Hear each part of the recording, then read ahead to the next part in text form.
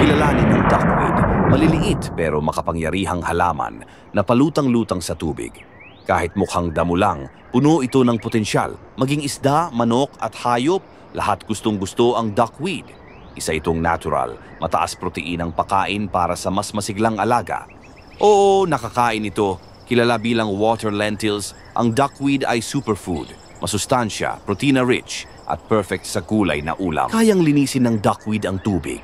Sinisipsip nito ang lason tulad ng lead at mercury, parang natural na water filter. Ang duckweed pwedeng gawing biofuel mula halaman, nagiging malinis na enerhiya, kinabukasan ng berdeng teknolohiya. Habang tumutubo, sinisipsip ng duckweed ang carbon dioxide, isang simpleng halaman na lumalaban sa global warming. Sa ilalim ng duckweed may buhay.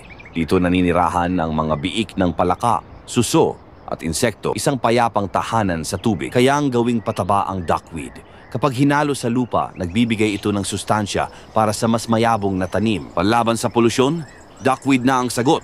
Nililinis nito ang industrial runoff at binabalik ang buhay sa tubig. Mabilis tumubo, walang kahirap-hirap alagaan, masustansya at environment friendly. Duckweed, halaman na may libo-libong benepisyo